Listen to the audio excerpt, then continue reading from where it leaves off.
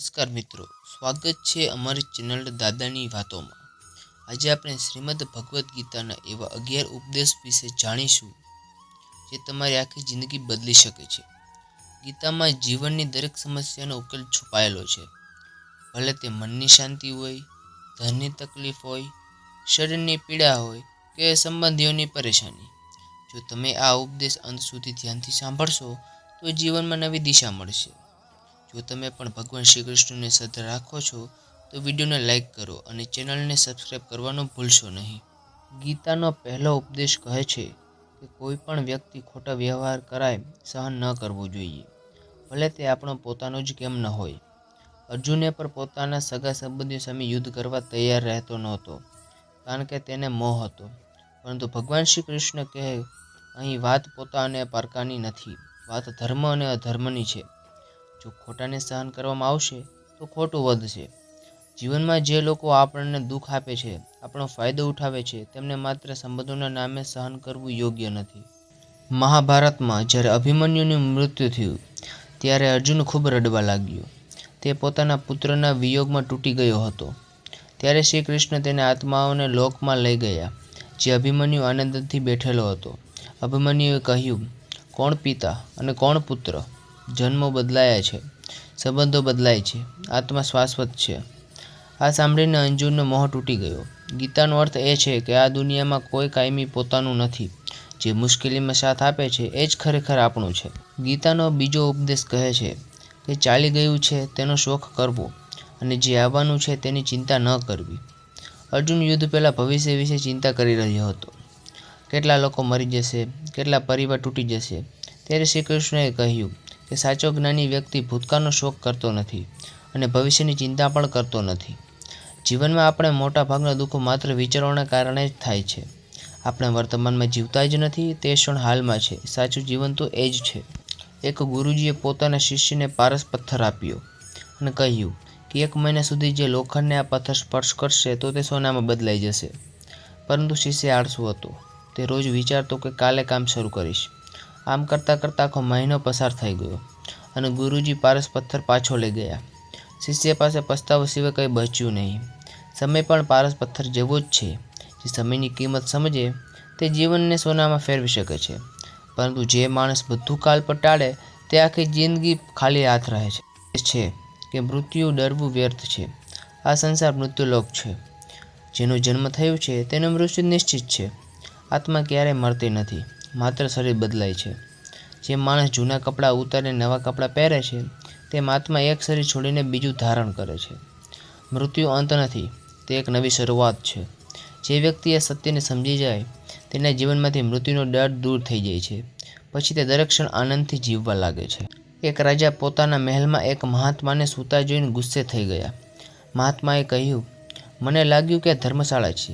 રાજાએ કહ્યું, આ તો મારો મહેલ છે। ત્યારે મહાત્માએ પૂછ્યું, તમારા પહેલાં અહીં કોણ રહેતું હતું? રાજાએ કહ્યું, મારા પિતા। અને તેમના પહેલાં? મારા દાદા। મહાત્માએ હસીને કહ્યું, જ્યાં રહેનારા લોકો વારંવાર બદલાય છે તેને ઘર નહીં ધર્મશાળા કહેવાય। આ દુનિયામાં આપણે પણ થોડા સમય માટે જ આવ્યા છીએ, બધું અહીં જ રહી જવાનું છે। ગીતાનો ચોથો ઉપદેશ કહે છે કે મન અને વિચારોને નિયંત્રિત કર્યા વિના ક્યારેય શાંતિ મળતી નથી। અર્જુને પછી શ્રી કૃષ્ણને કહ્યું કે મન ખૂબ ચંચળ છે। ત્યારે શ્રી કૃષ્ણએ કહ્યું કે સતત અભ્યાસ અને વૈરાગ્યથી મનને કાબૂ કરી શકાય છે। એક રાજા આખી દુનિયા જીતી ગયો હતો, છતાં તેને શાંતિ નહોતી। જ્યારે તેને એક એવા મહાત્માને જોયા કે જેની પાસે પહેરવા માટે કુર્તો પણ નહોતો, છતાં અંદરથી અદ્ભુત શાંતિ હતી, ત્યારે રાજાએ સમજ્યું કે સુખ બહારની વસ્તુ નથી પરંતુ પોતાના મનની અંદર છે। ગીતાનો પાંચમો ઉપદેશ કહે છે કે વાસના, ક્રોધ અને લોભ આ 3 નરકના દ્વાર છે। જે માણસમાં આ 3 અવગુણ હોય તે ક્યારેય સુખી રહી શકતો નથી। ક્રોધ સંબંધોને બગાડે છે, લોભ માણસને ક્યારેય સંતોષી આપતો નથી અને અતિશય વાસના મનને અશાંત બનાવે છે। આવા માણસો મૃત્યુ પછી નહીં પરંતુ જીવતા જીવ જ નરક જેવું જીવન ભોગવવું પડે છે। તેથી જીવનમાં સંતુલન અને સંયમ ખૂબ જરૂરી છે। ગીતાનો છઠ્ઠો ઉપદેશ કહે છે કે બધા ભગવાન એક જ છે। શ્રી કૃષ્ણએ કહ્યું કે જગતના બધા દેવતા મારા જ રૂપ છે।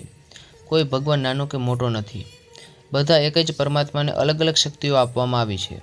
તેથી ક્યારેય કોઈના ઈષ્ટદેવ અપમાન ન કરવું જોઈએ. ધર્મનો સાચો અર્થ પ્રેમ, ભક્તિ અને સંભાવ છે. જ્યારે ભેદભાવ થાય છે ત્યાં સાચી ભક્તિ નથી. ભગવાનને મેળવવાનો માર્ગ હંમેશા પ્રેમ અને શ્રદ્ધાથી જ પસાર થાય છે. ગીતાનો 7મો ઉપદેશ કહે છે કે સુખની અતિશય ઈચ્છા જ દુઃખનું કારણ બને છે. માણસ જેટલો વધુ ભૌતિક સુખ પાછળ દોડે છે તેટલો વધુ અંદરથી ખાલી થતો જાય છે. શરૂઆતમાં જે વ્યક્તિઓ આકર્ષણ લાગે છે એ પછી દુઃખનું કારણ બને છે, અને જે વસ્તુઓ શરૂઆતમાં મુશ્કેલી લાગે છે, જેમ કે સંયમ, મહેનત અને સાધના, તે આખરે જીવનમાં સાચું સુખ આપે છે. એટલા માટે જીવનમાં સંતુલન રાખવું ખૂબ જરૂરી છે. ગીતાનો 8મો ઉપદેશ કહે છે કે જે માણસ સંપૂર્ણ શ્રદ્ધાથી ભગવાન પર નિર્ભર થઈ જાય છે તેને દરેક જરૂરિયાત ભગવાન પૂરી કરે છે. શ્રી કૃષ્ણ કહે છે, યોગક્ષમ વ્યામન એટલે કે જે ભક્તો સતત મારું સ્મરણ કરે છે તેમની જરૂરિયાતો અને રક્ષા કરવાની જવાબદારી હું પોતે લઈ છું. જ્યારે માણસ દુનિયાના સહારે છોડીને ભગવાનને પોતાનો સાચો સહારો માને છે ત્યારે જીવનની ઘણી ચિંતાઓ આપમેળે દૂર થઈ જાય છે.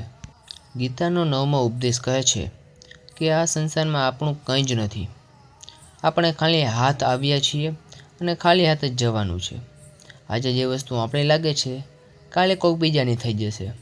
સંબંધો, સંપત્તિ, શરીર બધું એક દિવસ છૂટી જવાનું છે. પરિવર્તન આ દુનિયાનો નિયમ છે.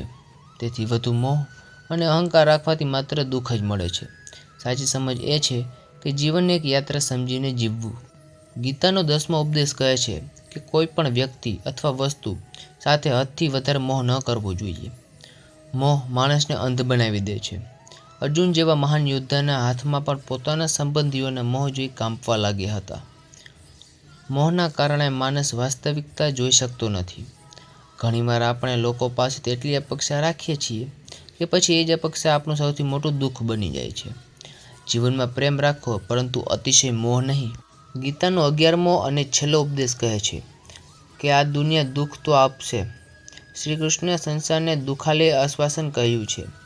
એટલે કે આ દુનિયામાં દુઃખોથી ભરેલી અને અસ્થાયી છે, પરંતુ જેમ દુઃખ આવે છે તેમ એક દિવસ સુખ પણ આવે છે. કશું કાયમી નથી. દુઃખથી ડરવાની જરૂર નથી. સમય બદલાય છે, પરિસ્થિતિ બદલાય છે, જીવન બદલાય છે. તેથી દરેક મુશ્કેલીઓ ધીરજ રાખો અને વિશ્વાસ રાખો કે સારો સમય પણ આવશે. જો તમને ગીતાના 11 ઉપદેશ પસંદ આવ્યા હોય તો અત્યારે જ વિડીયોને નીચે લાઇક કરો અને નીચે લાલ કલરનું સબસ્ક્રાઇબ બટન દબાવી નોટિફિકેશનને ઓલ કરો આવા જ વિડીયો જોવા માટે. જય શ્રી કૃષ્ણ.